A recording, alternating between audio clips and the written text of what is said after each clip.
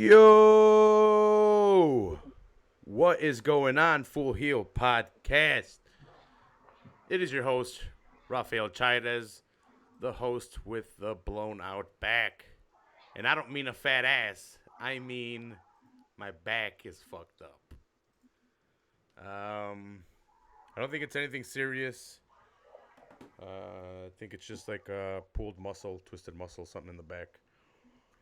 Not stretching, horrible posture, sitting in horrible chairs, and not strengthening as much as I should has led to cramping, twisted back, and I've been fucked up for like 6-7 days now. But it's getting better day by day. Here I am with my buddy Ryan. What's going on, Ryan? King Ryan. Oh, I'm sorry. I mean, you King gotta Ryan. get into the mood, right? Like King Booker and all the legends. Yep. So today, if you guys don't know by now or haven't read the description, just tuning in or don't get the hints that Ryan just threw out, we are doing King of the Rings. Not a specific King of the Ring. It's a little twist on it. So anything to do with King of the Ring doesn't have to be the King of the Ring tournament itself, because it used to be a pay-per-view for those of you guys that don't know. Because later on it became a tournament throughout weeks or throughout a 2-day tournament. But I had out the bat signal. Actually, Ryan hit me up because he was on vacation. I gave him 2 weeks off. But he missed us so much he came back a week early. And he's like, hey, what are you doing next week? I'm like, I don't know. Let's do an episode. And I'm like, hey, you know what? It's King of the Ring season. WWE's bringing back King of the Ring. So let's do something with King of the Ring. And here we are. I picked 3 matches from either King of the Ring or a King of the Ring tournament. So did you. But before we get into that, how are you doing, Ryan? You blew out your back as well. Oh, dude. So my vacation started last Saturday. Woke up last Sunday with a wonderful bout of food poisoning. So I had that for 4 or 5 days, just nothing staying in. Just as I started to recover from that, the back goes out. Copying me over here. Taking my gimmick, bro. Yes, what the hell? I caught it from you. I think that's what it was. And so now that you caught the bitch assness? Yeah. Because that's what I've been feeling like, a bitch ass. So I've been trying to just get my back, back in order, just trying to keep moving everything, and then all of a sudden finally able to get up and go for long walks outside, and my allergies kicked in. So it's been an eventful vacation for me, but I mean, at least I'm not at work, shitting myself and unable to walk and that kind of stuff. So at least I'm at home. So it's all good. I had a little bit of luck. It happened last Thursday. I woke up, I got in my car, and I was like, oh, this isn't good. In the car, it kind of happened, just... You feel something? Yeah, I got up. I wasn't moving around too much. I wasn't doing nothing. And then I got in the car, and, you sit weird in the car, horrible posture. Mm-hmm. And I felt something, and I was like, oh, no. And then I got out of the car, and my back went... and I almost fell. I had to hold on to the car, and I'm like, oh, did anyone see me look all fucking stupid? I'm like, all right, no. Well, the last time that what happened to me, the first time that I threw my back out, I was bending over to get a container, and I ended up on the floor, and I had to get Kara to help me stand up. And last week, same thing. I'd bent over to put a pot under the stove, and I felt it seize up, and I was just like, uh-oh. And my first thought is, Kara's out with her sister. I'm alone with the kids. If I end up on the ground, they're not picking me up. They're just... And when they see Dad laying down, it's hop on pop time. Mm-mm. So all I can think of is you can't. Don't get around me. If my leg locks up, I'm throwing punches. You might get hit in the head. Yeah, I'm trying to hold onto the counter. I'm like, oh, every step was felt again like electrocuted up my spine. Every step I was taking, I'm like, just keep moving. Don't let them see you in pain. It's all good. Don't oh, it was hell. I smell like Tiger Balm, Ben Gay, all that stuff. That's my perfume for the next week or so. And I got tons of essential oils on my back there for the weekend, but feels good to be able to, like I said, at least the allergies suck, but the fact that I can get outside and have allergies is kind of a good feeling, because it sucks when it's a nice day and you're just afraid to go too far away from the safety of the house. Yeah, yeah. I was able to go back to work Monday, but I want to apologize to Jeff. Jeff wanted to do the show a day early or 2 days early, but I just wasn't up for it. I'm barely up for it today. After 8 hours of work, my back got it gets tight every day after work. But I didn't want to stand 2 days in a row all day, so I've been going to work, laying on my back, going to work, laying on my back, going to work, laying on my back. Today, podcasting because I love you guys. I need an episode. And it's been, like I said, it's been getting better day by day. So if you see me dip down, it's because I'm taking a rest off of the old back for a second or two on the medicine ball. You've already taken R2 out. You might want to watch out for those for the destroyers there. The lights. What, this one? Yeah. Don't make me put on the helmet. That Vader helmet fits. Well, I was going to say, if you're not careful, the Black Panther helmet might just like fall right onto your head. The vibranium helmet's gonna come on. But yeah. So that's been me. Haven't been able to work out for a week, but tomorrow I think I'm up for a stretch or two, and I'm going to seriously take up yoga for myself. I need to. I have to. I'm too young to be having back issues, and I need to just strengthen up the core, front and back. Not let this happen anymore. No more chairs for me. No more chairs for me. That's it. You're going to getting like the Japanese style dinner tables there. You sit on the floor and that. You see this shit? Oh my god! Yeah. I didn't realize how big that sucker was. Holy shit! Literally, I just have to go this far, and my butt's already kind of touching it. So it already alleviates some of the the down put, and then if you guys never really sat in a yoga ball, it really alleviates any really back pressure, even if you're sitting incorrectly, because it cushions back up. It actually, like, I don't know, it's weird. It's not a hard surface. And those other fucking chairs, I'm going to leave them because I have guests a lot, but they could fucking use them. Screw them. They could fuck out their back from them. Yeah, I was going to say, let them hurt themselves. Yeah. But see, those skinny motherfuckers aren't as fat as me, so that's a problem, too. Fucking assholes. Eat some food. Yeah, put some weight on it and hurt your back. Yeah. Be like me. Yeah. I hope you get better, Ryan. If you guys need tips or advice on how to fix a back, hit me up. I'll give you whatever advice I know. I found massage techniques because I don't have a girlfriend or a wife like Ryan. Don't care about the girlfriend. Jesus. It sounds really gay, but I run my hands down the side of but pressure it down a lot down the sides, and it really hits a lot of muscles that are they're the ones that are tight that don't want to fucking flex out that much. Like I said, hit me up. I got some cool back patches. I'm not going to give them to you. I'll let you know the name. But they work for longer than 8 hours. I just put one on, go to work, and whenever I get like back spasms or something, it kind of heats up a little bit throughout the day. But they're pretty good. King of the Ring, Ryan. So we're gonna give you guys the history of King of the Ring. We are going to touch on the King of the Rings and give you guys cool information that we want to interject with, or the match that we actually chose for that year, for that event. And these are the pay-per-views. So if you're if everyone's in mad, we didn't mention Macho Man and Jim Duggan and Harley Race. Those guys were King of the Ring before it was an actual event. It was just I think like they may have done a couple a year, or they may have just done the one a year, but they were mainly house shows. They weren't televised. You just had the guy would come out, and it was announced that Tito Santana won a King of the Ring. Yeah. Jim Duggan was a king. So I mean, there's a lot of guys that just kind of were over in a certain region. They were given the moniker, but there was nothing really stuck. Yeah. So the first King of the Ring guys, like, they didn't even get like capes or anything. Don Morocco beat Iron Sheik in '85. 1986, Harley Race takes on Pedro Morales. He beats him. That's kind of a special. I think he was the first one to actually have like the crown. Yeah. And King Harley Race, they actually acknowledge it. Don Morocco really doesn't get acknowledges it. He just kind of wins it.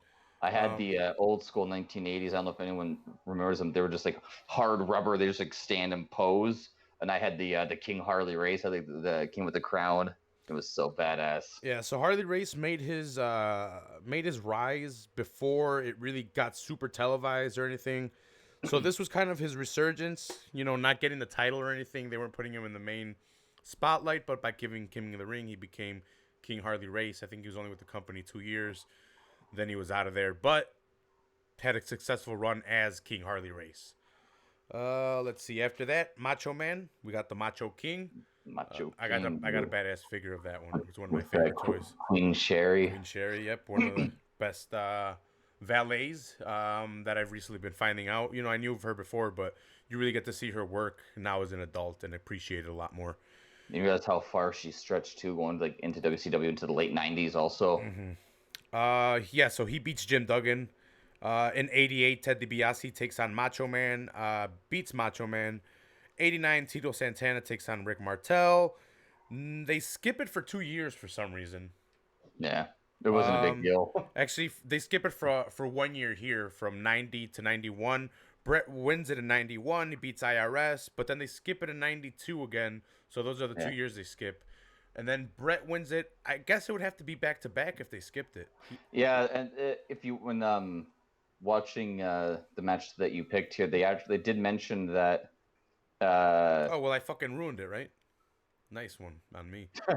Well, we haven't announced the match though. Yeah. But they announced that the winner would go on to face Bam Bam Bigelow, and if there was no winner, Bam Bam. They said in the broadcast, Bam Bam would become the first King of the Ring. So it's almost like they just kind of like forgot all. Yeah, this was the first one they televised, so they're like. Yeah, it's the only one that they really talk about because now it's mainstream. Like people, you don't have access to the internet back then. You couldn't just in '93 Google who the original King of the Rings were back in the day. You just had to know from magazines or from word of mouth, stuff like that. People went to house shows and that stuff. There's a similar thing with Royal Rumble. Like the first Royal Rumble winner wasn't televised, and I think Jim Duggan was televised, and I think it was in Hamilton too. Like it was like a house show in Hamilton, Ontario, and it was only like 20 men. I don't even think it was like a 30-man Royal Rumble. And it wasn't for a title shot or anything. It was weird, but they called it the Royal Rumble.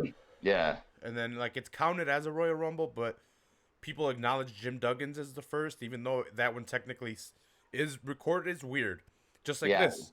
There's two. I think Big John Studd also had this same thing. It wasn't until like the 90s. There you go. Big John Studd's the one that had it. Yeah, because I think it was the early '90s was when they kind of got into. They had WrestleMania and they had Survivor Series and SummerSlam, but they really wanted to keep pushing. They wanted to try and get a couple more pay-per-views out. Just keep it as a theme. Do like 5 or 6, and that's where the King of the Ring was born, the Royal Rumbles and so on. For the In Your House. So we have Bret versus Mr. Perfect. Bret takes on Razor Ramon in his first match, beats Razor Ramon, then goes on to take on Mr. Perfect. Whoever wins this one, like you mentioned, is going to go take on Vader. And that right there... Bigelow. Oh, Bigelow, sorry. And that right there is crazy, crazy talent. Some of the best guys to ever lace up the boots. And with the diversity, you're fighting a guy in Scott Hall who's over 6 feet tall. Then you're fighting a technician like Mr. Perfect, and then you have a big guy like Ben. Like so, Bret went through the ringer fighting not just the similar guys. Like he went all over the map in one night. Yeah, no, it was crazy the kind of talented guys he took on, and then him and Mr. Perfect kind of put on a 50-50 display of offense against each other. I guess Bret kind of takes more of the brunt of it, but he gets his offense in. He had they were really telling the story like of having to persevere. Like Scott or Razor Ramon, beat him down for a bit and broke his fingers, and then I actually broke those 2 fingers myself, so I kind of felt a connection with Bret right and there. And then Bret, hurting his knee when Perfect launched him off, and like even if like was it Jerry the King Lawler? I forget who was doing the commentary, but the heel announcer had said, or no, it was Bobby the Brain Heenan. What am I saying? Had pointed out that he's broken fingers, now his knee's messed up, and if he wins, he's got to take on Bam Bam. Like so, it's like they were really telling the story of Bret getting his ass kicked in these matches too. It wasn't just a walkover like you see in later years where we'd have like even the match length. Mm-hmm. Bret was in there. Those 3 matches was 47 minutes and 32 seconds, and then you go back and you go look at the next year with Owen Hart, and I think his grand total was like 20. So Bret put in a lot of work in this pay-per-view. Yeah. They had a pretty awesome match. Let me check my notes real quick. So it starts off, I wouldn't say slow, just even exchanges. Headlock. They exchange headlock after headlock. Bret's doing more of the holding of the head, keeping him in the headlock. Mr. Perfect is trying to get out of it and get more of his offense going. He's more of a body slam. Not so he uses hold and everything, but not as much as Bret. Bret's more the technician in this match, I would say. And let's see. Bret's peppering in more of his offense, like the crucifixes. And also, you got to kind of see what could have been the SummerSlam from a couple years prior when they fought, and because Mr. Perfect went into that with a terrible back. Speaking of back injuries, so here, like this was like he retired and he was gone from the ring for a while before he made his comeback in end of '92, early '93. So now you see him here. Kind of as a baby face because he turned on Ric Flair and Bobby the Brain at the previous year. So now he's a baby face, but he's got to fight Bret Hart, and they're trying to recapture that magic of the SummerSlam now that he's fully healthy. And you can kind of see like the wear and tear of age, but I don't know. It just, to me, it goes to show like how athletically gifted Mr. Perfect was, because even with that bad back, and I'm sure he was on stuff in '91, but this match was just as good as that SummerSlam matchup. Mm-hmm. They reference it in a promo in the beginning as well. They have a little exchange with Mean Gene in between because Bret said that he wanted Kurt Hennig in one of these matches. So Mean Gene's trying to push the kind of the gimmick that Bret thought that Perfect was more of the easy opponent. And then Hennig's like, "Oh yeah, that's what you thought." Even at the end, he kind of goes out to shake his hand. And he's like, "Ah ha!" Fucking laughs in Bret's face.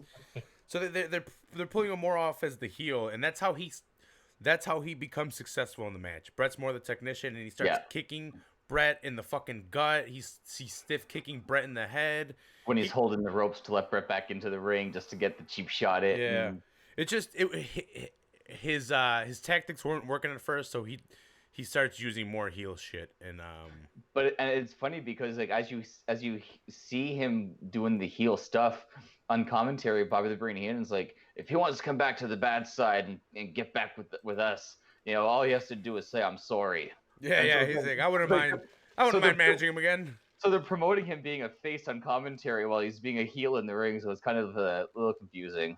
Yeah. But good spots though in the match, like I said, when Bret launched off into the barricade off the apron, like.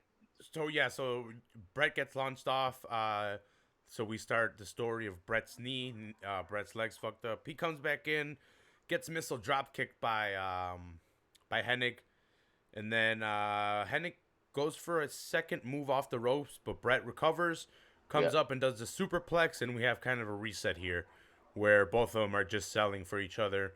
They both just got tossed off the ropes. Bret used his last bit of energy to pull off that reversal off the top rope, and now they're both fucked up. And let's see.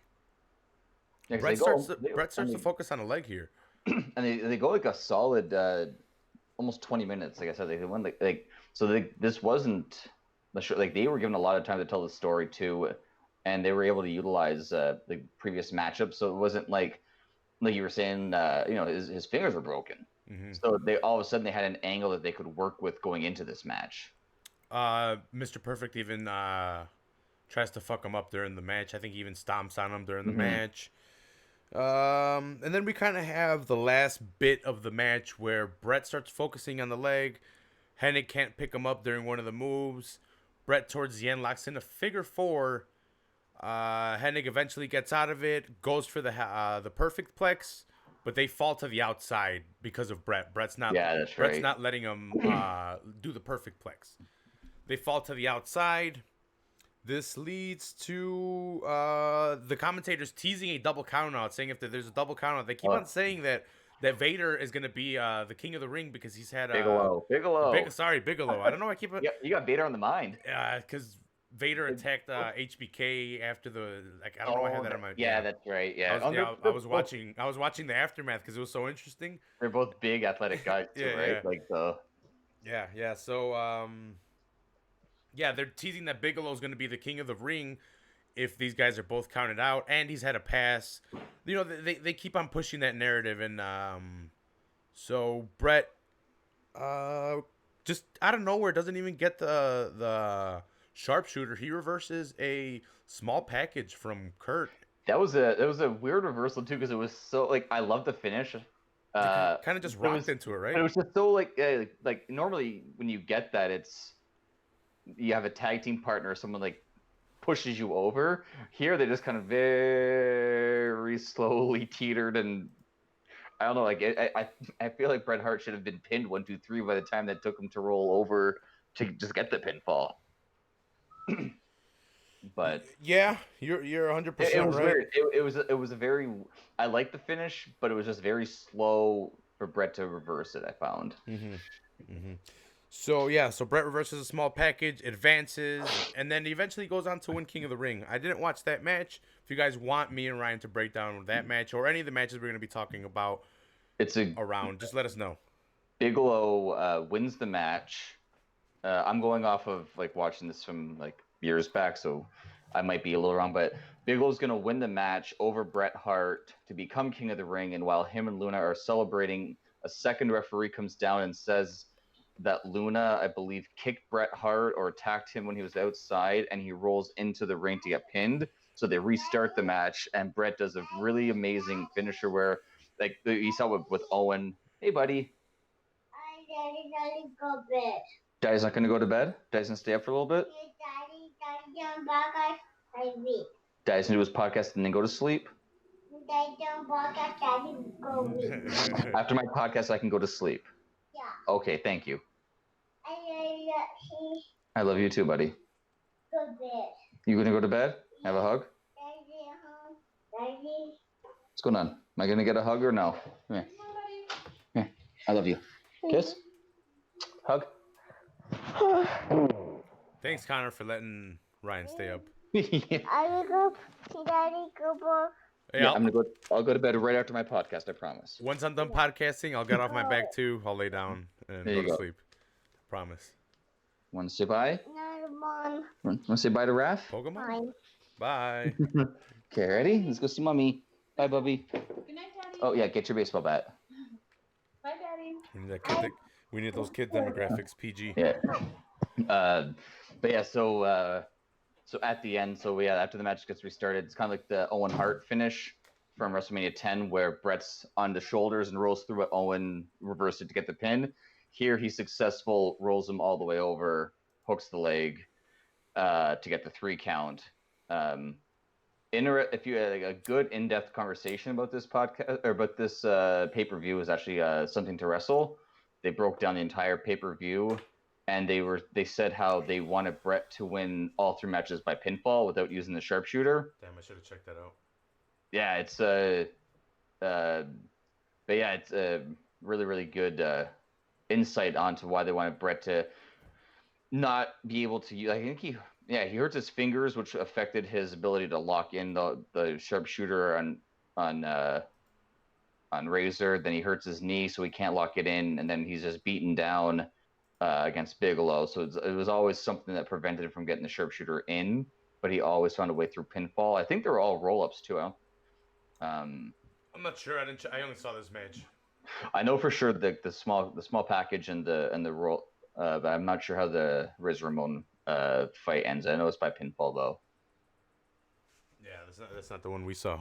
So I don't remember. And one of the big takeaways from this pay-per-view, I think it's almost a full 9 years before you see Hulk Hogan on a pay-per-view again. God damn. Because after this, he does a couple of house shows. Then he leaves to film Thunder in Paradise, where he signs with WCW. Well, goddamn, brother, they wouldn't put me. They wouldn't put me over. They wouldn't put the Hulkster over, brother. And then it was February 2002. It was the next time you see Hogan. So, and a pretty garbage ending too, like because Hogan's the champion after WrestleMania. About to say, fighting. don't you fucking badmouth NWO, bro. No. The just Hulk Hogan, not Hollywood. Okay. But Hogan, there's like photographers all around the ringside, international photographers, and they're really making a note of it. And then you see this one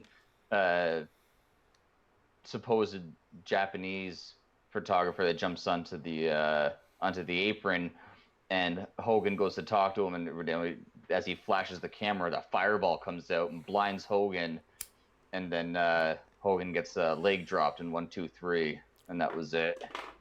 Man, brother, I really sold that fire, didn't I? Yeah. He's like, and that's why in WCW he's like, here's what we can do with the Warrior. Trust me, I did it before. Yeah. Put that fire over, brother. Fuck. Smoking weed is the worst because of the coughing on the lower back. Yeah. And it's like, So, like, sometimes I'm trying to hold them in, trying to hold sneezes in. I don't want to come and then just continue to come forever and then just die of just coming. Can you imagine that? Like, this guy just died of coming. Like, how? I don't know. He had something wrong with his back and he jacked off and that was it. he just drained his fucking life force. That's it. He just kept coming. Oh, fuck. So that was 93, Bret versus Perfect. And then, like you said, he goes on to beat Bam Bam. 1994, Owen follows in his brother's footsteps and beats Razor Ramon. Yeah, and this is one of the ones that, like I was talking about earlier, we were saying that how Bret got... Beat that dirty Cuban! Where he got 47 minutes, and you look at Owen Hart, and, where Owen goes 6.5 with Razor Ramon. He goes 3.5 with the 1, 2, 3 Kid, and 8 minutes with the Tonka. So it's like Dude, the so it's like Tonka you was get the... fucking undefeated forever. I've been so I've gone back and I've watched a bunch of Raws. I'm actually like probably into June already. I've already passed up WrestleMania, Royal Rumble, and then WrestleMania. So that's how far I'm into it, but it's been pretty quick. So this might not take as long as I thought to watch all the Raws. Well, I think because the Raws start off with their 1 hour, right? Yeah. And then you're gonna hit that time. Okay, 2 hours is pretty cool, and then you're gonna hit those 3 hours before they drop back to 2 for a bit. Yeah. But I mean, like the 1, 2, 3 Kid match was an almost pointless match. I mean, I think their intros were longer than the match itself. Like it's so like I feel like this is where they started kind of getting away from the idea of doing 3 matches to win the King of the Ring. Just for the pay-per-view, they kind of dwindled it down to 2, trying to get like more out of it. Mm-hmm. But it seems like a waste because I don't know, like you had a talent with an Owen and the 1, 2, 3 Kid, and you're giving them 3.5 minutes. Kind of sucks. Yep. I wonder why they started shortening the matches so much. But even nowadays, the King of the Ring matches, even though they're spread out through tournament or through days or weeks throughout the month, they're still very, very short. I think the first one was the only one where they actually gave them like time limits of like half an hour. Yeah. So they could like fill time in like 15 minutes, then half an hour, and then unlimited for the finals. And then I feel like they just said, you know what, it's going to be 15-minute max throughout the entire tournament, and then just screw it, squash match the whole time. I'm here, don't worry, guys. Yeah, so Owen wins 94. 95 sucked and is probably the worst King of the Ring ever. Mabel versus Savio Vega. They were banking on Mabel. They wanted an opponent for Diesel. Yeah, they wanted the monster, but I don't think they took into consideration that he's not giving Mabel a jackknife powerbomb anytime soon. No. No one is. Let's Especially see. when you saw if Bret and Diesel for the title at 94 at the King of the Ring. You see what Bret could do with these big guys, and yet they still weren't sold on Bret taking on the monster. They always wanted to have, like the very next year after Bret had Survivor Series and King of the Ring, 2 phenomenal matchups with Diesel. They still thought, oh, maybe Sid, UnderTaker, Mabel, gotta get the big guys in there. Like, gotta get those monsters. Probably one of their worst mistakes for King of the Ring. Mabel? Yeah. Yeah. 96, they move on and probably make their best choice after audibling from Triple H to Stone Cold Steve Austin. The greatest. What? I'll go get my finger right now. But then I'll have to knock over a bunch of toys. It's not worth it. Yeah. Yeah, so probably, possibly the greatest King of the Ring, not because of match, just because of moment, promo, what the character became. Not because of the promo, we already seen glimpses in what it was going to become, but this was the famous Austin 316. I don't know how much money he's made off that gimmick, off that shirt, off that 316. That alone. Oof. Yeah. So. Well, I mean, yeah, because this is the one that promoted him to the program with Bret Hart at Survivor Series, which led to the Royal Rumble, the Fatal 4-Way, WrestleMania 13 was like, this is where Austin. It took a little bit of time, but he was all of a sudden like a name. Like he wasn't just the ringmaster or Stunning Steve. Like now he had the chance to like really shine and portray himself as like this pissed off Texan who was always treated like crap, never given the promises he was given or he was told. And now he had the chance to live it out, and he took full advantage of it. Yeah. So that same year, that same event, I chose Shawn Michaels versus the British Bulldog, just because it's probably one of the greatest matches, and it happened at King of the Ring. I really noticed that a lot of shit happened at these King of the Rings that weren't necessarily part of the tournament. Like, they're great tournaments for matches themselves and the people that were in them early on. But, like, we have some great moments that we actually didn't even have to choose the tournament matches. We could actually just go to the pay-per-view and choose from there. Well, I mean, if you get rid of, like, so in this tournament, you have Vader, Jake the Snake, and so, you kind of get, like, your nostalgia. Then you have Austin coming all the way through, so you have that. But then you have Ahmed Johnson and Goldust. And Ahmed Johnson, man, that guy, I wish he never got injured as often as he did, because he would have been, feel like he would have been great to have in the I think he says Undertaker buried him. I wouldn't be surprised. But I don't believe that because he got really fat afterwards. So. But he was always injured, and I know that he was known for hurting people. Yeah. And there's a chance that if he's in a match with the Undertaker and he messed up somewhere, and Taker's been as good as Taker's is backstage, he has been known to get into Vince's ear and say, like, this guy, you can't trust this guy. Like I was listening to a podcast, they were talking with the Undertaker saying, like, I can't work with this guy, and it was basically, this felt like the end for him. Well, that's the exact angle that they're playing right now with Randy Orton and Kofi Kingston. A while ago, Kofi Kingston had a push, and one of the matches, Kofi, I think, botched something, and during the match, after he hit Randy hit the RKO, he's like, stupid, out of script, kind of just saying it. Because, I remember that from SummerSlam, that's right. Yeah, and after that, apparently Randy talked to backstage. Backstage kind of stopped Kofi's push noticeably. He didn't get a push. And now, after the popularity has been unstoppable, they can't. Yeah. They have to give him the push. And because, like, in today's era, it's known, so they're able to use it. Oh yeah, they're using it too. Because people know, they're like, hey, man, this is actually this happened backstage, blah, blah, blah. So now it's a known thing. But also in this one here, you had the return of Ultimate Warrior taking on Jerry Lawler. You had Mankind and Undertaker as their feud was like just starting to hit that simmer.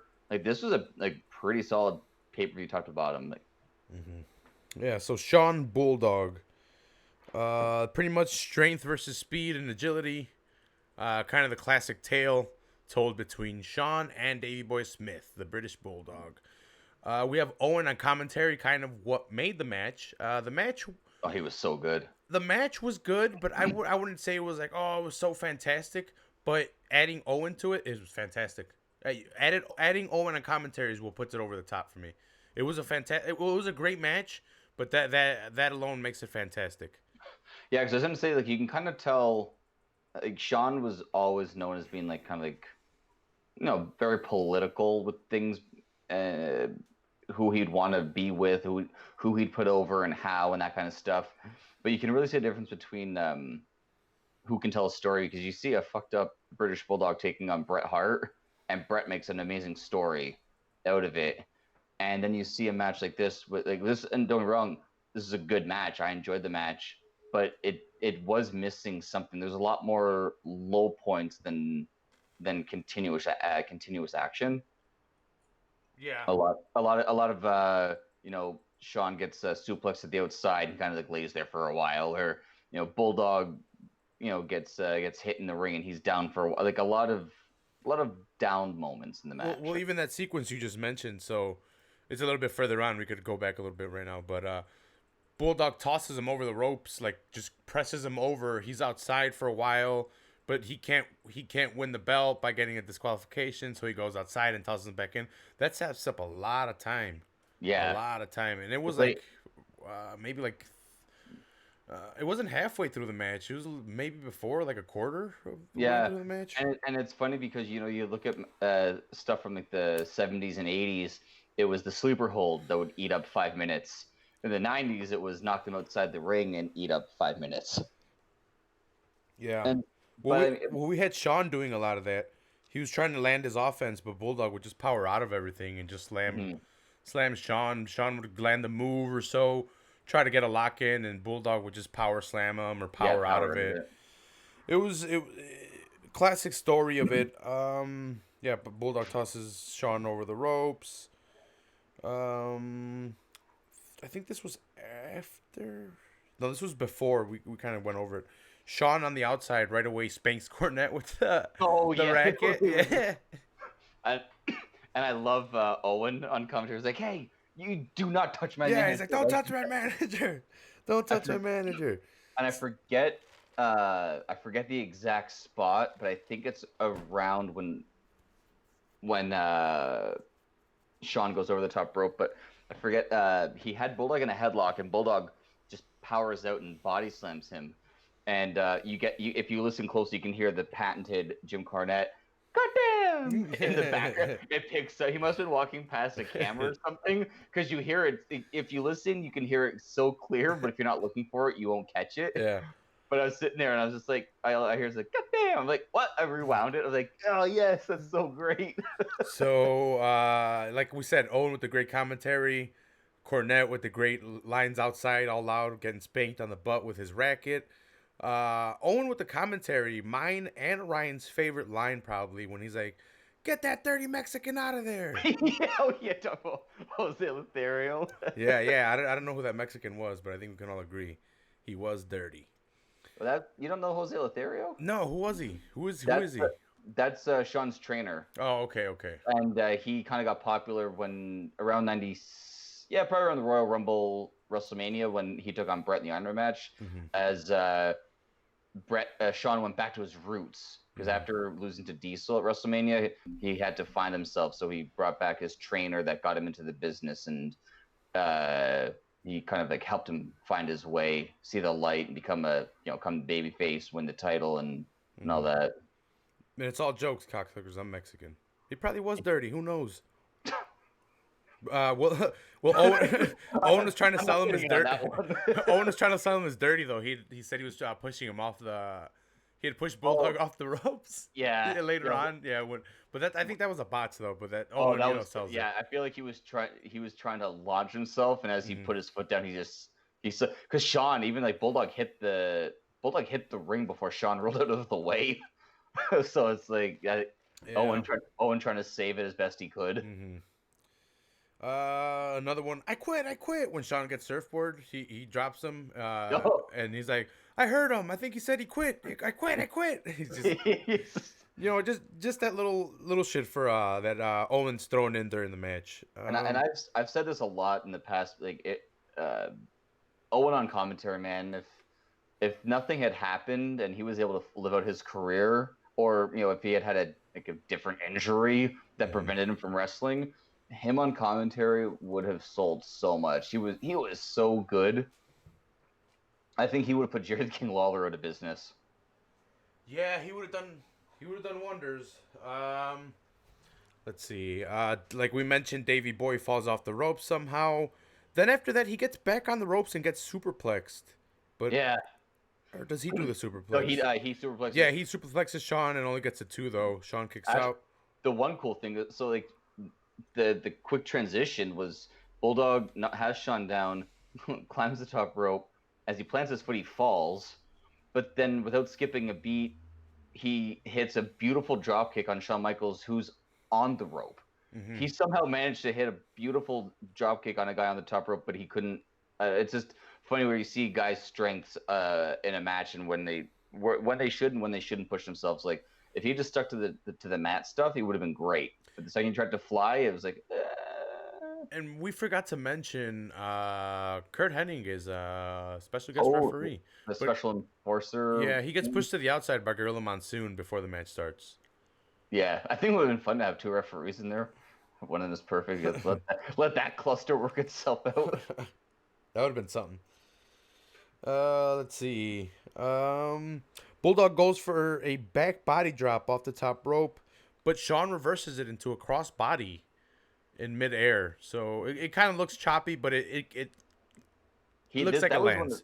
That was one of Shawn's go-to moves. Like they talk about the elbow and Sweet Chin Music, but that's another one that he utilized a lot off the ropes or just standing. Mm-hmm. That doesn't get a lot of credit. Yeah, they're both out for a little while. They get up. This guy goes for a Frankensteiner. Shawn Michaels goes for a Frankensteiner. Bulldog reverses it into a power bomb, again getting the offense back in his favor by using the power. It's still noticeable throughout the match. Same story. Shawn tosses Bulldog into the. Oh yeah, okay. Bulldog does his Shawn Michaels impersonation when he gets tossed in the corner. Whenever Shawn gets tossed in the corner, he does the flip. The flip and turnbuckle. Yeah, we had Bulldog do it, but he fucking bounced and almost landed on his neck. Yeah, he did it all crazy. Which we'll see in a match later on. Yeah. Shawn hits the super kick on Perfect, and Mr. Perfect insists on counting 1, 2, 3, pissing off Owen. Yeah, Owen pulls him out. He's like, 1, 2. He pulls him out before he can get the 3 count. And he's like, what are you doing? And then... But Hebner was counting as well, so we get the 3 count. Yeah. Which is weird. This is why I didn't understand when Mr. Perfect, he slides in the ring. He's like, 1 second. I want to do it too. Mm-hmm. 1, 2. He gets pulled out. It's but this is at least where the melee ensues now. Like, the good stuff. Yeah, we have... So who comes out first? No, well, it's Owen and Bulldog beating up on Shawn.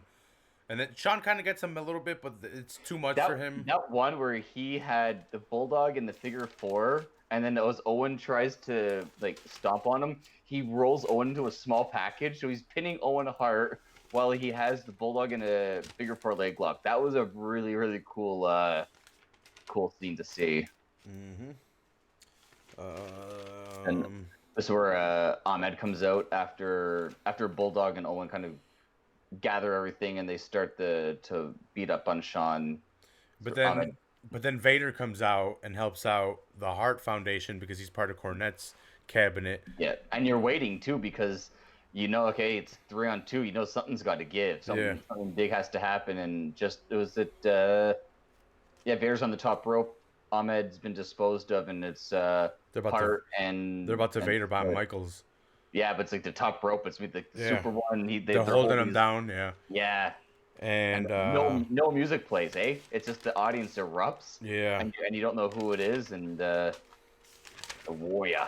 Yeah, the ultimate warrior. Comes out and saves Shawn Michaels. And they saved Michaels, and they celebrate in the ring with Jose Lothario? Yeah. Lothario? I don't know. I thought it was Lothario, but... I have no idea. I guessed real quick. All right. Anything else on this match? No, I mean, it's a solid match. They did the Bulldog and Shawn they had a good feud going around this time. About Shawn was hitting on Diana, and did he sleep with her? It was a weird angle that was going on at the time. So Bulldog and him had a nice couple of month run, culminating with, I think the following month was like a 6-man tag. But for this match here, it sold the story really good. Like I said, the botch off the top rope was kind of iffy. A lot a lot of low points. Not the greatest match that these guys have had, but still very entertaining matchup.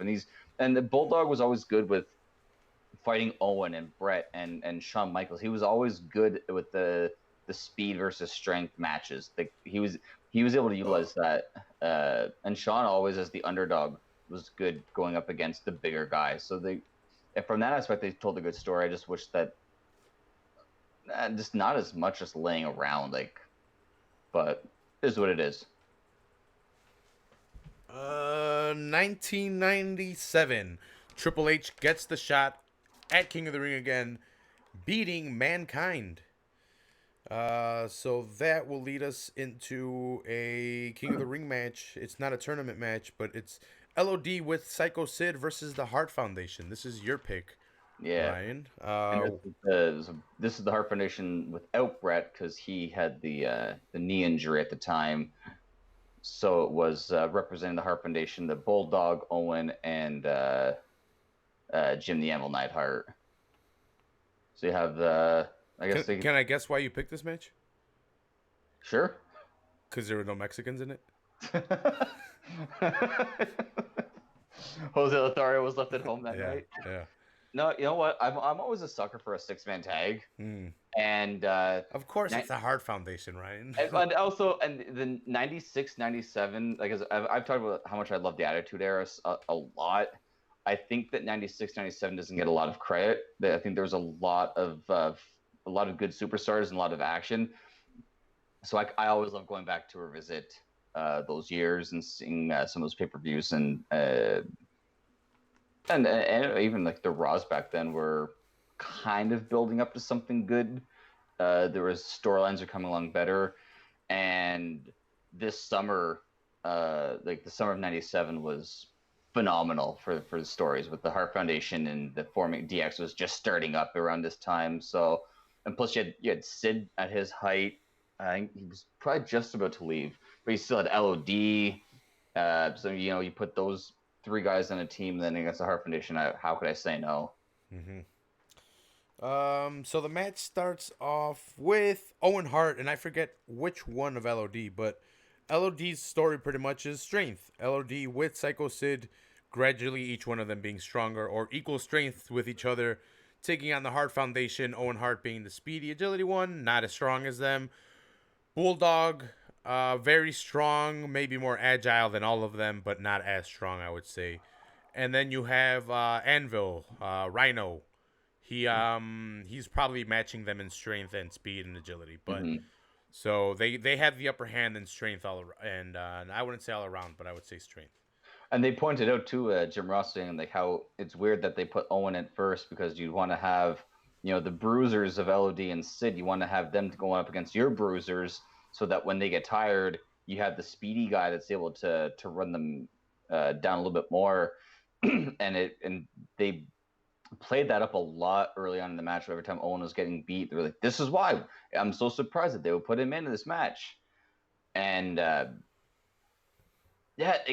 was some parts of the match I wasn't overly in love with, like when Bulldog gets in, he starts like dropping all of his power moves, his standings, like the big suplex and that kind of stuff, and the Sid would just bounce up, or Animal or Hawk would just bounce up, but then Owen gets in and does like a little rinky-dink spinning heel kick, and out cold. It's like, well, how? Like, come on! Like the guy with all the power can't knock these guys out, but the little guy who's not supposed to have any strength is able to. It's like the story got a little weird there for me at that point, but. Yeah, that was a little weird. So the Hart Foundation's kind of getting outpowered. Even Anvil gets outpowered. They're getting tags in. They're coming in, but they really can't get any offense going. Like I said, not even Anvil can get anything going. They can't get anything going till Bulldog secretly tags Owen behind one of LOD's backs. While they're still focusing on Bulldog, Owen comes in and spinning heel kicks. He was Animal. Okay, he's spinning heel kicks Animal. And they from here on out they kind of take over because he falls to the outside, and I forget who distracts the ref, but fucking Anvil chair shots Animal on the outside. Yeah, and that's when they start all the underhanded tactics. Like they get animal animal in the corner and double team, and then Anvil would be holding by the neck and no one would be pulling his feet. And as Sid would try to get in, Bulldog would run over to the corner and point to the referee's backs now turned, trying to focus on those guys or focusing on Bulldog to allow the cheap shots to continue. Bulldog gets a superplex. Pretty much the story of the match from here on out is they're focusing on LOD and keeping Sid out. Yeah.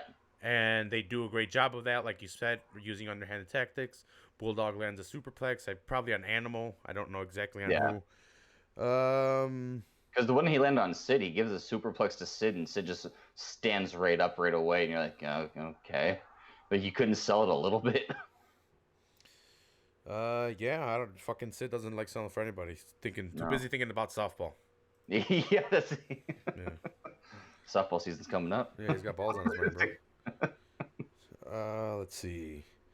Sid eventually gets the tag, but he doesn't know that Owen is the legal man, and Owen's son... he tosses him over the top rope to go after Bulldog or Anvil. I forget which one it was. Yeah, I think it's Bulldog, and he tosses Owen over. The legal man. Like, get out of here. Owen goes to the top rope, gets ready for, and it's kind of botch. Yeah, you see them set it up. It's really slow by Sid, I would say, maybe. I don't know. And you could tell, you could tell the setup was coming because he's going for the power bomb, but he's moving so close to the corner that you're like, he's either going to throw him into the turnbuckle, like Seth Rollins would eventually develop that move, or he's going to power bomb him over the top rope. So like you had a feeling that some kind of a reversal was going to happen just because of the positioning. Yeah. So what is it? The sunset flip by Owen? Just as Sid goes to pick him up, he flips over and rolls him up. Yeah, they botch it because Owen kind of goes a little bit too far.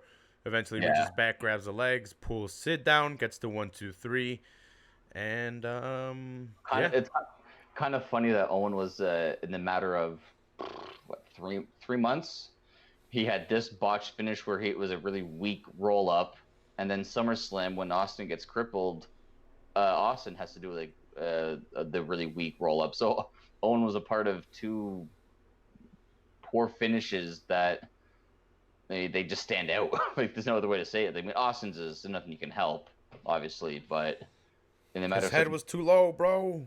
Actually, and if you want to go into the July pay-per-view, Canadian Stampede, Owen Hart wins by roll-up. So Owen was in 3 straight pay-per-views with a roll-up.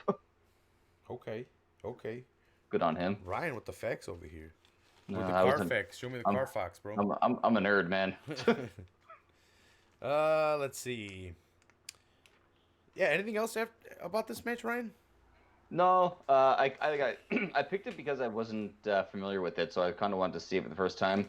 Not disappointed because I do like all the competitors that were involved in it. No, it's a great story told. It was a great match. Yeah, there was a couple things that might have changed, like maybe don't have Sid just breaking out of everything just to get rolled up so poorly at the end. Like, oh, that's Sid. Like maybe have Sid. Maybe don't have him in the ring at all until the end. Wee.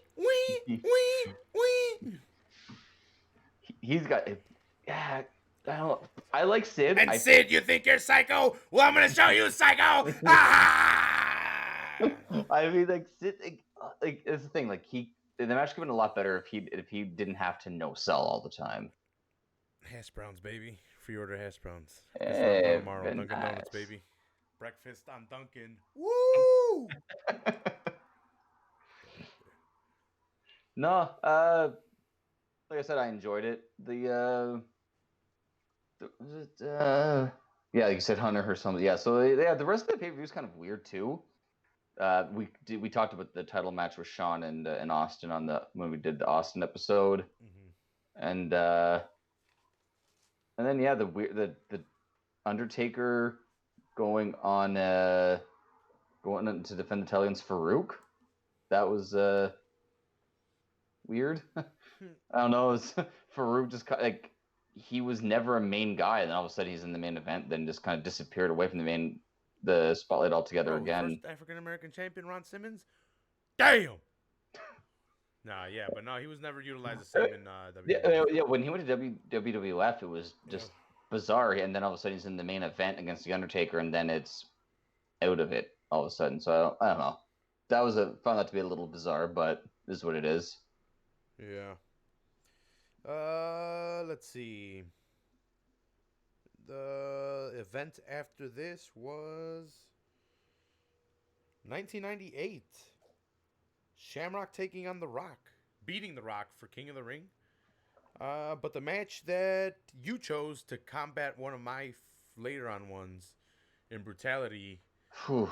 you chose Mankind versus Undertaker, one of the most iconic moments, probably one of the most iconic Hell in a Cell matches. And to be honest,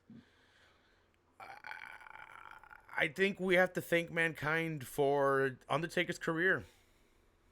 Yeah, because the Undertaker in the mid-90s he had been the champion once or twice, beating Hogan before losing it, and then I'm not sure if he held it again in the mid-90s before he has the run that he had in 97, but he was kind of an up and down. He wasn't really going anywhere, and then once they introduced the Mankind character, you got like 3 or 4 solid years off and on with this rivalry. Almost like it got him to Kane in a way.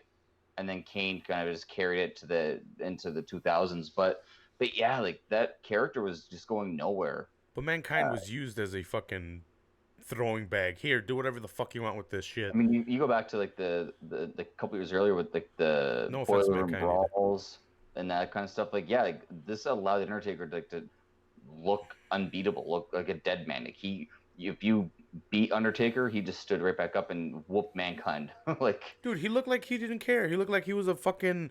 He looked like. He seemed like a Jason-esque, like a Mike Myers, like. When he throws Mankind off the cage, and he's just staring at him, you can tell in his mind he's thinking like, "Please don't be dead," but at the same time he can't show that compassion, so he has to look at him like, "You want more?" Like he had to look concerned but not concerned. And I, honestly, I wonder how many people don't even realize that this match was 17 minutes. Mind you, there were a lot of stoppages to get Mankind onto the stretcher and then to, regain consciousness after the second fall. But this was like, a lot of people think that it's, quick match, starts on the roof, he gets thrown over, he climbs back up, he goes through it, and that's the end of the match. No, they still went another 10 minutes after Mankind gets knocked out cold. Mm-hmm. No, well, that's how the match starts. It starts with Mankind coming out, throws a chair on top of the cage, and goes on top of the cage, and Undertaker's like, "Fuck it, you want on top of the cage? I'll give you on top of the cage." So Taker follows him up top of the cage. Mankind unloads some chair shots. They almost fall through the cage. Some of the zip ties break. You could see that they when Jim Ross was talking about how there's almost 600-pound of man on top of those things, and you can see the dip in the cage. It's a miracle that they got that first spot off. Yeah. Especially because it's not, I don't know, it might be well known now, but it wasn't well known for a while that second one when Mankind went through the cage, through the top of the cage, that wasn't supposed to happen. Mm-mm. He was supposed to just get choke slammed and that was it. But and the worst part, not just the unexpected about going through the cage when you're not expecting it to happen, but to have the chair fall on his face on top of that, fuck. Yeah, so it starts off with him getting flung off the side of the cage onto the announce table, slides off the announce table, and they start the gimmick where, I don't even think it's a gimmick. I think it's real that he fucked up his shoulder, his arm. Oh, he had to have been messed because when you see how he lands and because the table didn't just break, like you said, he bounces off of it, so he kind of bounces, glides, and his first impact breaks the table, but his impact kept him going. It's like when you see someone's riding a bike and they fall off their bike, the bike stops but they keep going. That's what happened to Mankind. Yeah, it's very, very frightening. I don't know how Mankind survived that first one, but God, yeah, God is my witness. He is broken in half. They raise the cage with Undertaker on top, looking down on Mankind. They bring in the stretcher and take away Mankind. Chainsaw Charlie's out there, or Terry Funk. And how specific do they have to be for that landing too? Think about like if Mankind misses it by like 6 inches here, 6 inches there, he's landing on the ground where there's no give at all, or like he's landing on the edge of the table, which could like break things a lot worse than a tooth. Like Yeah. he that spot had to be, it had to be so perfect because the repercussions could have been like fatal, like realistically fatal. 100%, dude. I don't know how the fuck they allowed him to do that and how perfectly they fucking pulled that off. I don't think it was that perfect, but at least he didn't die. I mean, if you look at guys before and after that have gone through the table in a Hell in a Cell match, they were climbing the cage. They were never on the roof. I mean, probably no one would be crazy enough to do it, but good God, like, Good God Almighty! he broke him half. As God is my witness, they've killed him. Yeah. Jim Ross, man, this is when he shines. Like he earned 30 years of paychecks in '98. In this one match. But and Stone Cold. Yeah, Stone Cold. Stone Cold. Those 2 matches earned him his entire life salary for sure. Let's see. Stretching them away. Yeah, Mankind gets up when he's down the ramp, hobbles over and climbs back up at the Undertaker. And the way he's standing, he has his arm down. He's like, he looked deranged. Like he didn't have his mask, so now he has to like look the part of being crazy. Which, if you fall 16 feet through a table, you don't have to try hard to look that way. And Taker's like, "Oh, you think I'm fucking playing, bitch?" And he fucking choke slams him through the cage. Sorry, just to cut you off there. Where you had said that they rose the cage with the Undertaker still on it. Jerry the King Lawler actually points out that when they start to lower the cage so the Undertaker can climb down, he didn't wait. The cage was still like elevated, and he was climbing down the cage because he's like, all right, well, here we go. And then so then as the cage is going down, he had to climb down and then climb back up. Like, oof. I was confused by them raising the cage. I had totally forgotten about that. I had to have room to get the stretcher through. Yeah, I'm like, what are they doing that? Once Mankind gets chokeslammed down, Undertaker climbs down and continues to beat on him. Or no, he first beats up Terry Funk. He beats the shit out of Terry Funk out of his shoes. You can tell also what year it is, because if it's Hell in a Cell 2019 and Braun Strowman throws Seth Rollins through the cage, match is done. 97, Vince is sitting back there seeing dollar signs like, what next? God damn. Thumbtacks. Yeah. Glass. Let's get barbed wire. As long as he doesn't die, it's good publicity. Yeah. That's it. That's all that was. At one point, Mankind can't pick up the stairs because of his hand or his arm. And Taker's like, all right, cool. Here, I'll give you a hand. And then beats the shit out of him with the stairs. They still, like, you want to talk about the toughness of anybody in professional wrestling? Like, they talk about, Haku. I can't think of who he was in WCW there, but Meng. They talk about how tough these guys were. I'm sorry, man. Mankind, he's the toughest son of a bitch. He's a pincushion, man. Like, good God, he's a human pincushion. Like, the shit that he went through, like, oh God, it hurt me watching. Like, I almost didn't want to rewatch this match just because I knew what was going to happen to him. But, like,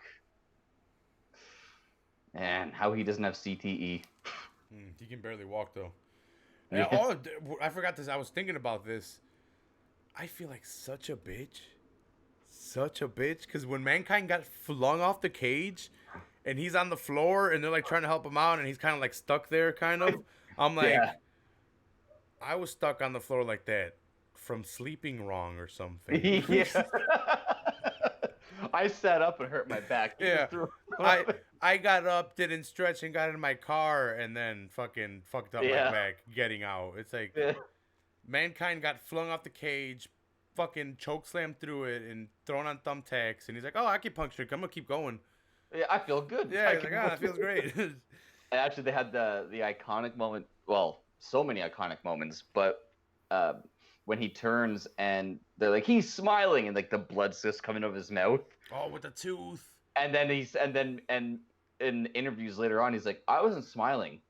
My was in tooth was pain. coming up through my nose, Yeah. and I was trying to see if I could push it with my tongue because there was a hole in my lip. Yeah, they kept on saying And he's he- smiling. I'm like, he looks kind of in pain smiling. I don't know. If Yeah. He's like, he's like, yeah, I wasn't smiling. I was just trying to see if I could use my tongue to push my Yeah. tooth through my lip. Like, what? That wasn't enough pain. Now you're trying to do dental work. Oh, poor McFoley, dude. He's one of the greats. He deserved Yeah. that title Well, when what they gave it about to him. that spot with Undertaker goes to jump through the second, third rope, Oh, and yeah, and darts. and he just moves out of the way, and Yeah. you just see him goes clunk, and just drops. Yeah. Taker's a badass, man. Because he could go over the top, no problem, but he needs space, right? Yeah. Those early rings in the Hell in a Cell, or the early space between the ring and the cell, Then- was a lot smaller than it is now. So he didn't have a lot of room for error, and they somehow managed it as best they could. Yeah. Mankind uses a chair on Taker for a little bit, busts out the thumbtacks, but he should have left them where they were at. Taker or Mankind goes for like a sleeper hold, or he gets a mandible claw. Yeah, mandible claw. Yeah. Taker gets out of that. Then Somehow he positions his body so that he can like piggyback Mankind and then Yeah. slowly walk backwards. Yeah, and he back body drops him on the tacks. But wait, there's more. He then he choke slams him on the tacks. After that, I think it's the Tombstone. Tombstone 1, And 2, that's- 3. And that's but- the end of that chapter. Jesus Christ! Like, I'm getting goosebumps just thinking about half that stuff that's going through that match. Like I was watching that today, and I was just like, oh God! Like I don't know how he went off the cage and came back. How he went through the cage, chair smashing his face.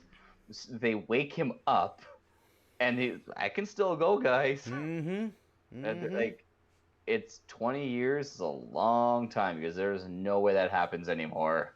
They wouldn't even attempt the spots, let alone let the guys continue today with that. Let's see.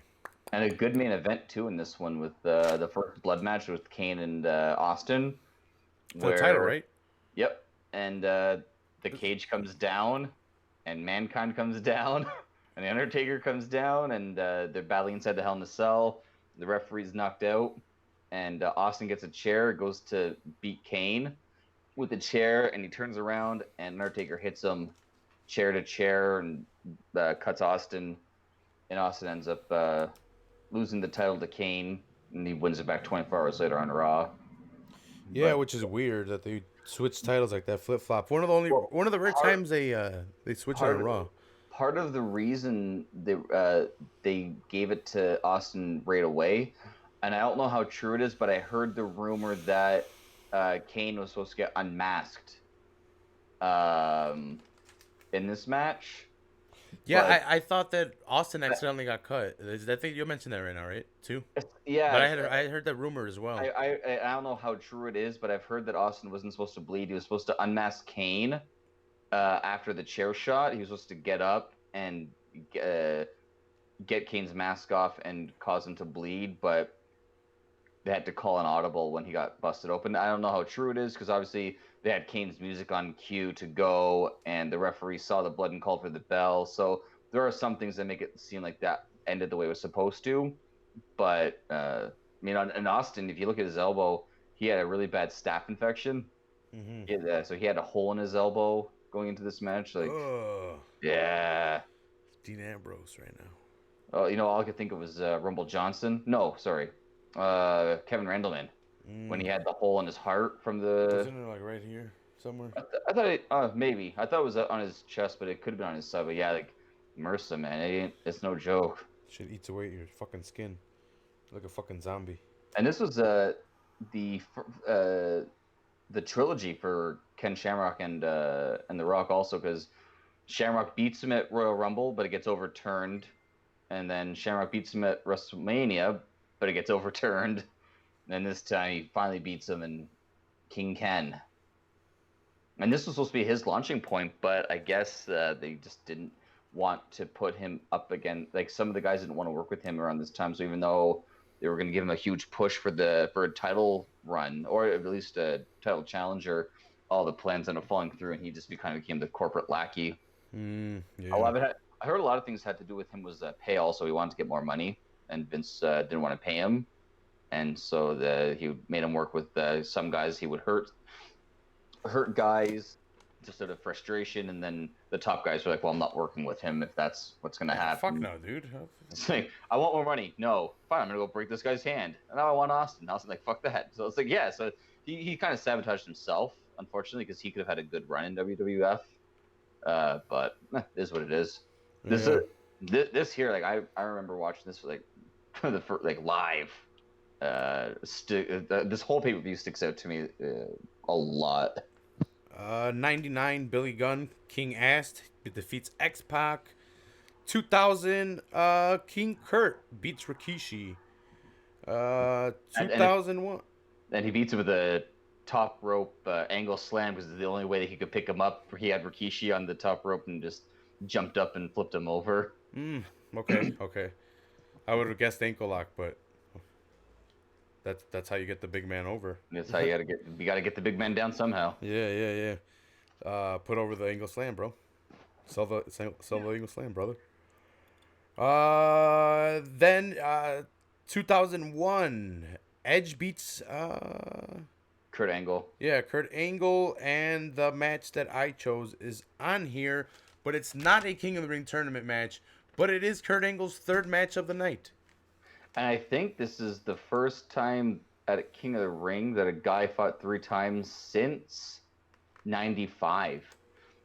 Because 96, I could be wrong, but I believe starting in 96, they only did the semifinals and the finals.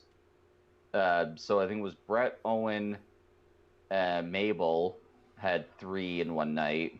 Well, and Savio Vega and Razor Ramon and whatnot. But yeah, then you had here, it was...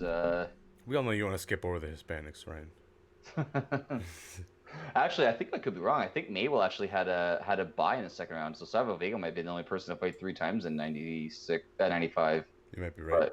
But regardless, I think it might be Bret, Owen, Savio Vega, and now Kurt Angle that get the 3 matches in one night. Yeah, like I mentioned, this wasn't part of his King of the Ring tournament. He had 2, but he had lost to Edge in the semifinals because of Shane McMahon. No, it was in the final. Oh, in the final? Yeah, he beat Christian. Okay. And then he lost to Edge, and he had this match with Shane. It was going to happen regardless. I guess there was like Shane disrespected him.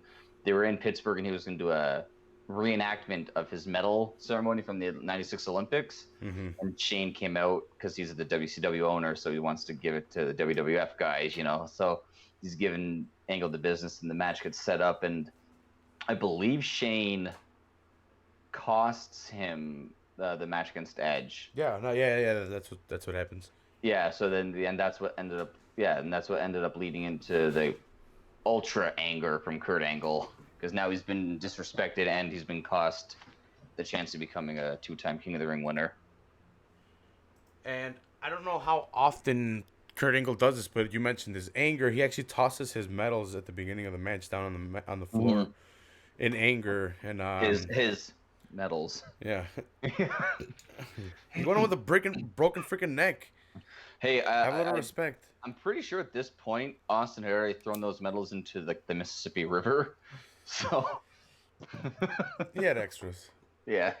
That's what you just call up the IOC and say, "Hey, I lost my Olympic medal. Can I get another one, please?" Yep.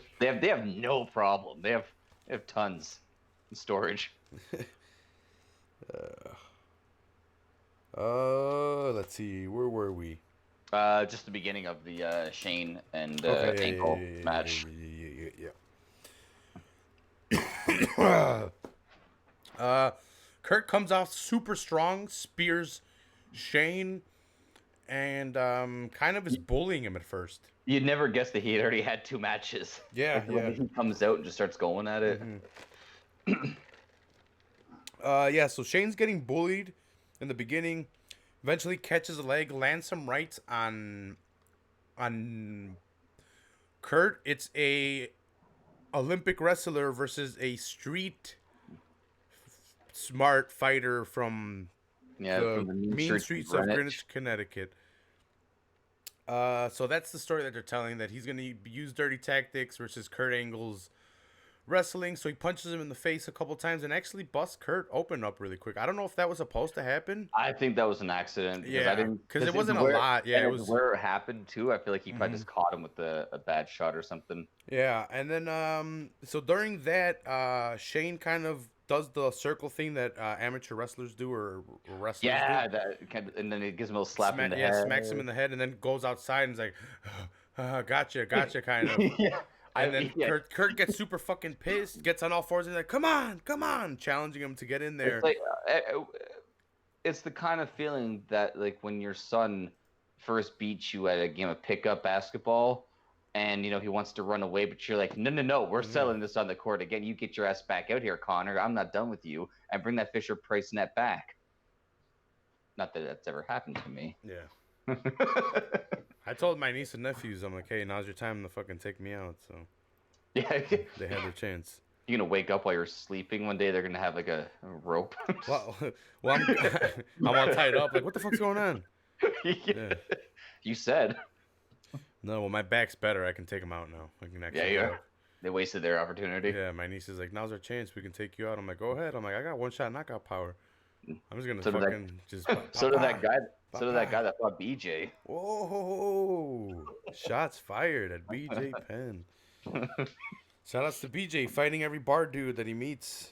Well, he's got to be able to beat somebody. Hey, brother, you can't talk to me like that, brother. He still gets knocked out. Yeah, I'm BJ Penn, brother.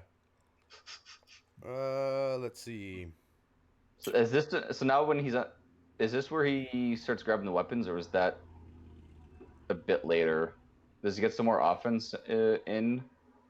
Yeah, Kurt reverses it and starts to beat up Shane with some more wrestling. Oh yeah, they kind of have a little outside skirmish too. Yeah, after 5 minutes of like Kurt dominating again, on all fours, Shane. Oh, okay, so Kurt dominates him a little bit more with amateur wrestling. Then he gets on all fours when Shane is in the ring and he's like, come on. And then Shane's like, fuck you, and kicks him in the stomach. Yeah. He's like, I'm not falling for this one again. Because Kurt reversed him right away and started beating the shit out of him for a little bit. So he kicks him in the gut. They go to the outside. Shane leaps across the desk, hits him with a forearm. They go into the crowd. Oh, no. Shane gets a kendo stick, beats him with a kendo stick. They go into the crowd. That's right. Yeah. That's right. Shane owns Kurt outside for a little bit. And then in the ring, he's actually putting up a fight now. He's actually doing some moves. Yeah, now that he's able to get the sharpshooter on. He's able to kind of botched. Didn't he fall forward a little bit, and then he had to recover and get up? A little bit, yeah. Because they pointed out how he's trying to sit down, and then he was able to sit down, and yeah, that's when you get the kendo stick and just. Oh yeah, Kurt gets the kendo stick and hits him, right? Yeah, just like whacks him, and then he falls forward, and then it's when he kind of gets out of the ring and. So we forgot to mention it's a street fight, but you have to get a pin inside the ring, so the ropes count as a break.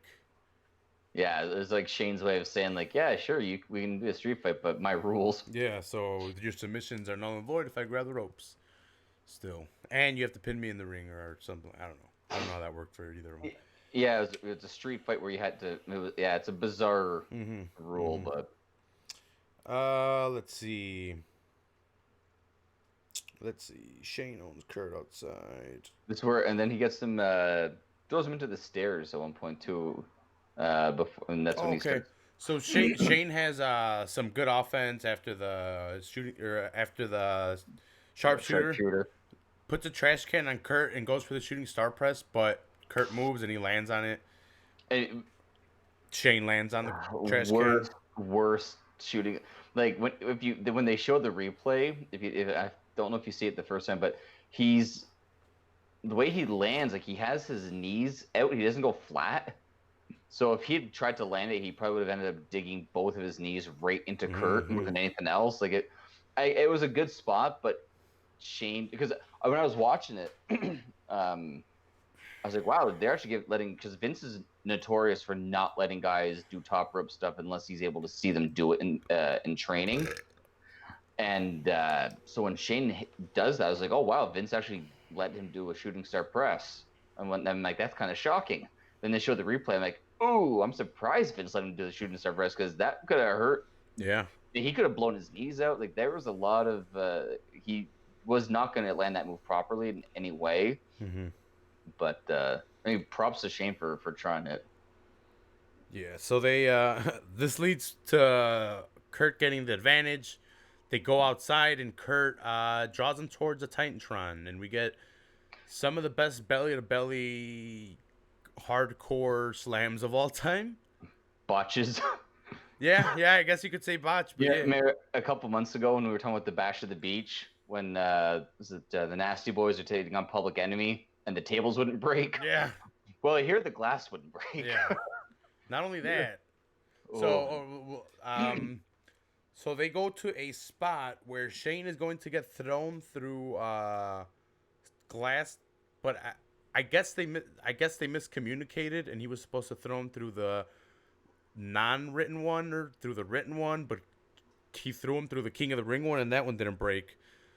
And Shane landed on his fucking head, and you hear the clunk. Yeah. He hits his back to the glass. It doesn't shatter, and he slides down and goes clunk. And from that, I think a cut develops on his head. He starts bleeding. Yeah, and but he gets thrown through it, like with the second one. The second time he goes through, yeah. But I think it was on the other glass, right? No, it was the same one. Okay. And because then when they're, I don't know like how exactly it was set up, but now they're inside the entranceway. Yeah, the outside gorilla inside the Titantron, outside gorilla. Yeah, it was bizarre how they had it laid out, but because he makes his way over to the King of the Ring on the beside it. So it was, if you haven't seen it, there's a bunch of glass.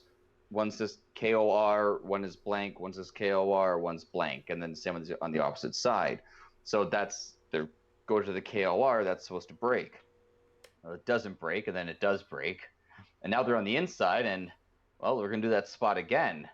And he throws him through, and it doesn't break again. So now it's the second time that Shane's landed on his head. And as the story goes, Vince McMahon is backstage watching this, losing his shit.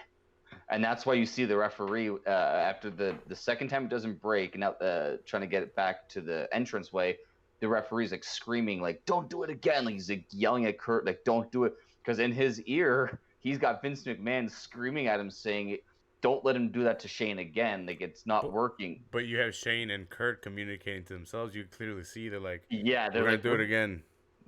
Yeah. Let's try it again. And so when he picks up Shane, and you can see the referee's like standing there, like not letting him do the move. So Shane, he just picks him up and just tosses him through it. Yeah. I need to find that episode to see. I forget. If Bruce Pritchard on something to wrestle with. Yeah, they should have covered it by now. I forget if it's King of the Ring or Kurt Angle, but they've talked about it. I don't even know if it was on. I listen to way too much wrestling, but I've definitely heard the story where Vince McMahon was just losing his shit at that point because it's like it didn't work the first time. Then and when he went through it, finally when the glass broke on the second attempt. Shane flew. Right? Like he went deep into that entranceway, and then of course it wouldn't break. The second glass wouldn't break, and Angle just tosses him through it, and he just goes for the pin, and the referees. Yeah, he carries him over on like an equipment box, and then and it was a good thing that the referee didn't count it because Shane would just kicked out anyway. It was. He gets into the ring, and it's only a 2 count. Yeah, he had to land the one that you mentioned with Rikishi, but he sets up a board on top of the ropes. Yeah, he had the board going across Stands Shane on there, and then gets the angle slam. Yeah. And gets the 3 Shane count. was fucked up, and he was selling it. He wasn't moving. He'd been tossed on his head a couple times, and we had seen it. I mean, and you go back and you wonder, like, like Shane, you got the trust fund kid. He doesn't need to be out there. He can just sit back and take a suit desk job with the company. Mm-hmm. He wanted to be a performer, and like you see him WrestleMania off the cages. You see him at SummerSlam when you're climbing the scaffolding with Steve Blackman, and he falls like a good 20 feet. Like Shane's fearless, and when you don't have to do something like that, and you go out on your own terms and do it just because you want to. Props, man. Yeah, You can't. watching the current product, you know why he still wants to do it and why he's still there. Yeah, he likes it. It's in his blood. I mean, it's like Vince, right? Vince always wanted to be a wrestler, but his dad said no, and then Shane always wanted to be a wrestler, and Vince said no. So it's kind of, but monkey see, monkey do. Amazing match though. Like Yeah. just told the great story. Kind of wish the glass maybe broke so that Shane wouldn't have been concussed. So Yeah. King of the Ring, man, has this way of concussing people. Has its moments, bro. Has its moments. 2002, Lesnar beats RVD. After that, they take a hiatus, right? I think that's where I stopped taking notes. Yeah. So after this one, the next pay-per-view is the one in 2015. They had two in between. I'm not but sure they had- exactly what years, but they Yeah, did they a had SmackDown exclusive for Booker Yeah. and a Raw exclusive, and Sheamus won that one. And I think those were even still. I think that it's 2002 to 2015, so you got a 13-year window, and they only had two, so they definitely took a lot of breaks in between. Between doing them, I don't know why. Like, I don't know if it was just the novelty was wearing off, but like I was telling you before we started during our waiting for the uploads. Oh yeah, sorry about that, Ryan. My computer's like, you restart now or you restart in an hour, and I'm like, well, can I choose the option? I was like looking for the other thing. Oh yeah, like and wait I'm, like 6 or something like that. Yeah, and I'm like, what the fuck? I'm like, well, I can either restart now, but if you restart in an hour, I'm like, that's during the show, and I'm super high and paranoid, and I'm like, I'm like, it'll take 10 minutes. Yeah. And I'm like, all right, restart now. And then 45 minutes later, I'm like, 97%. Yeah, but it was ended up working out because I got to go back and kind of read a lot of things about it. And the King of the Ring was supposed to be the summer version of Royal Rumble, which was going to help build up a lot of big hype and big story for SummerSlam. And they used it with Kurt Angle in 2000 take on, I think it was The Rock at SummerSlam, and then did it 2002 with Brock winning it and going to take on The Rock. And that was their plan. And then after Brock wins the title at SummerSlam, they decided to do the brand split. Mm-hmm. And they figured, well, if we have two titles, how can a King of the Ring winner fight for the champion when there's two titles? And at this point, they were doing back and forth. So June was Raw, July was SmackDown kind of deal. So how do you have a exclusive pay-per-view that's supposed to be important for the final product, which I get, but it kind of sucks because so many fun moments, and like you could think about how like King Randy Orton, you could have had like these King Batista, like there were a lot of guys coming up in the early 2000s that could have had King of the Ring spot. Yeah, right. And I mean, even if they don't go over, like Razor Ramon looked great in his couple appearances. Savio Vega got a pretty solid push before losing to Mabel. Mabel got a title shot. It's like some of these guys could have had opportunities, but the cards fell where they did eventually, and a lot of these superstars in the Ruthless Aggression era did find their own niche, and they were able to figure things out. And the addition of other titles did help. But I think keeping the King of the Ring going would have been a lot more fun than just doing it as, like you said, like a Raw here and a SmackDown there. I mean, think about if Booker T in one night had beaten 3 guys and was crowned. It would have been a much bigger pop than giving it to him on cable television.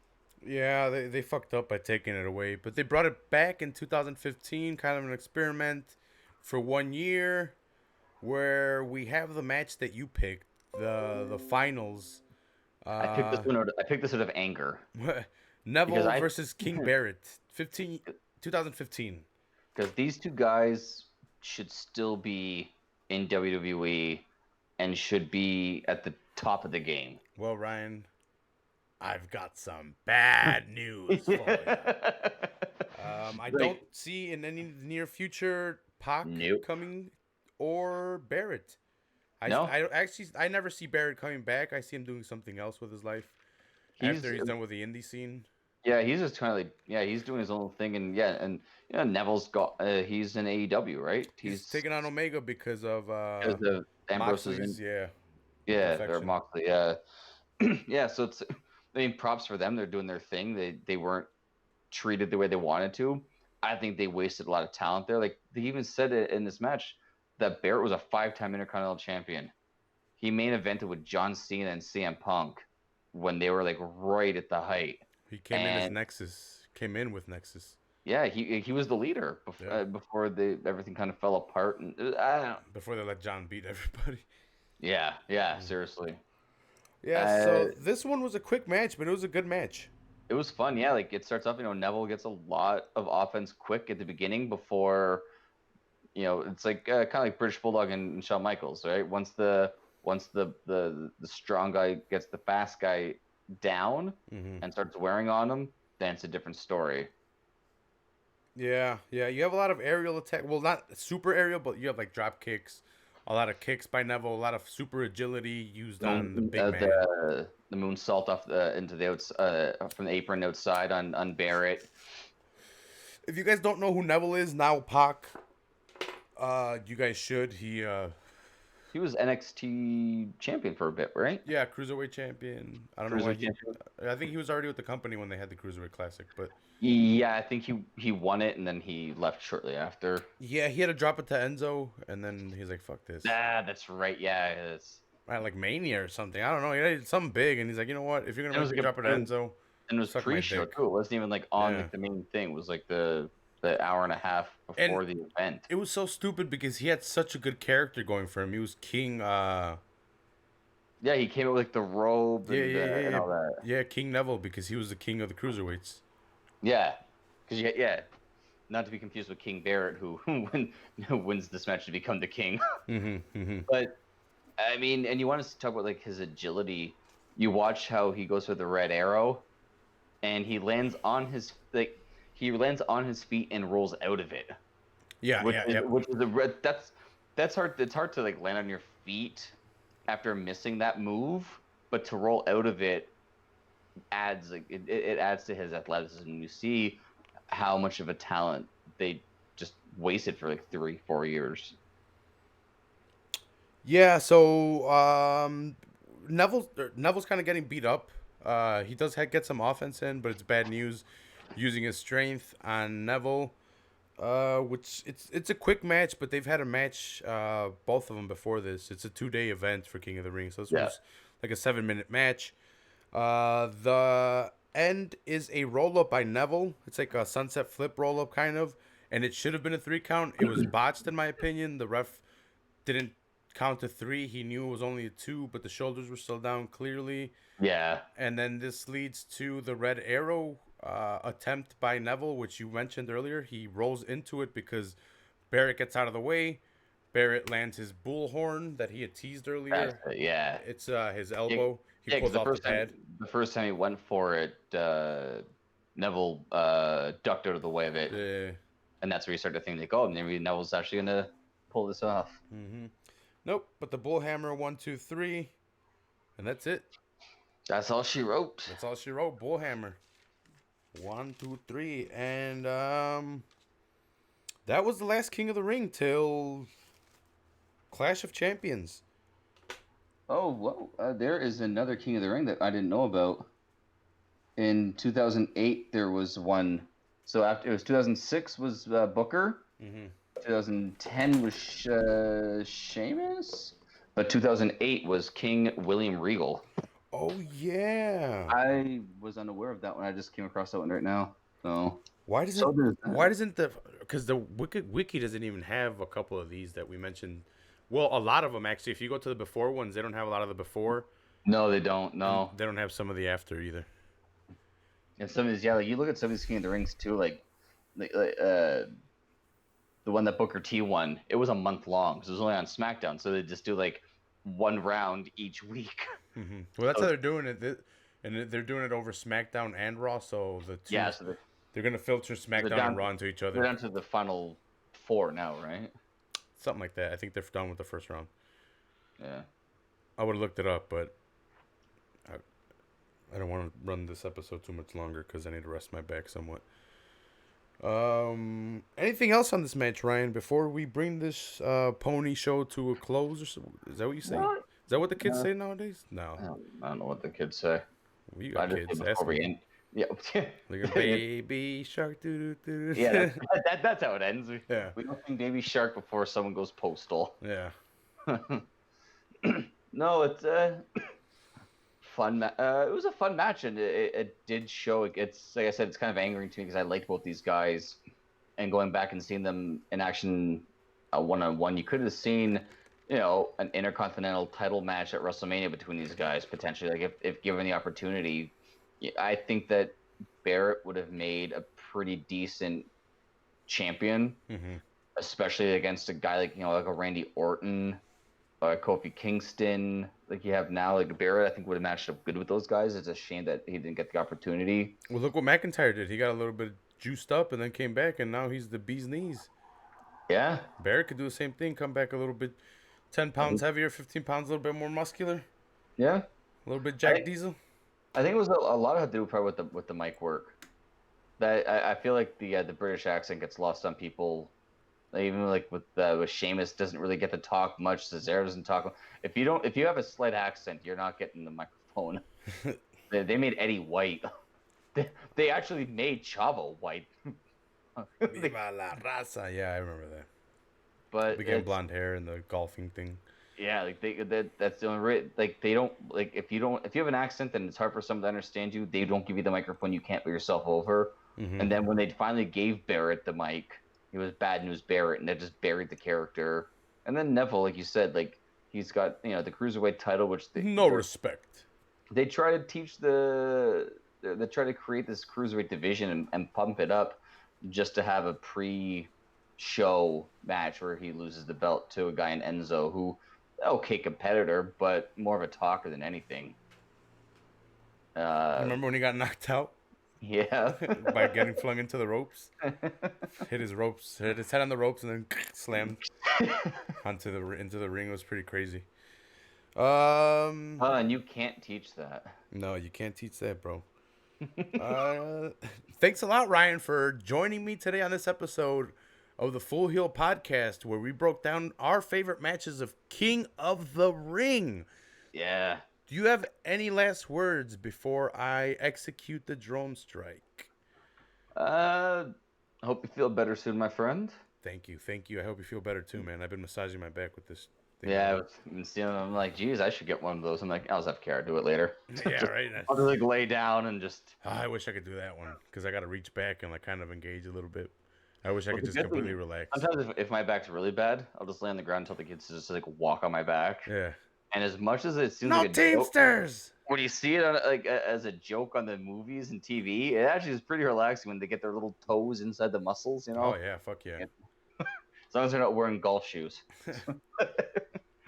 No, yeah, thanks for having me on. I had a blast time with some old pay-per-view. It's kind of cool to talk about an event that, how you see the transition of the company, but the event stays the same. It's not like a WrestleMania where it grew. This is just a simple tournament to discover the king of the ring. Mm-hmm. I wish that they still had it. I think they would have had a good formula, but It's back, it is brother. for now. Well, they're actually having some fantastic matches. It's gonna culminate at Clash of the Champions. I don't know if you want to do a King of the Ring or a Clash of Champions or someone else's career or a tag team's career. Yeah, Maybe we should put it out on a vote. See if people actually vote this time. You fucking assholes. Yeah, come on, guys. We try to have some fun with the votes about matches and stuff. Yeah. Feedback. If anything, I should create a poll today or tomorrow and see which one wins. But because me and Ryan need to figure out which one wins, so we can. Because there's so many superstars like we've talked about. Like I have like a handful of guys that I could pick from that I don't want to talk about. Yeah, because Event like I think that we'll probably end up talking about the pay-per-view after it happens, but there's always filler that we can put in there too. So.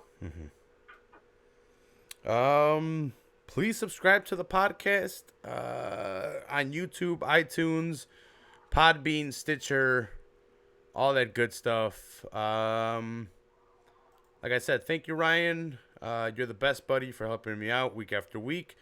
Please subscribe to the podcast so I can get paid, and then I can throw some cash at Ryan or something, or get him some mics, and Or we can get some massage tables. yeah, get some massage tables, those stretching out ones, or maybe be like, hey Ryan, I'm not making a lot of money, but I got your kids some Christmas gifts or something.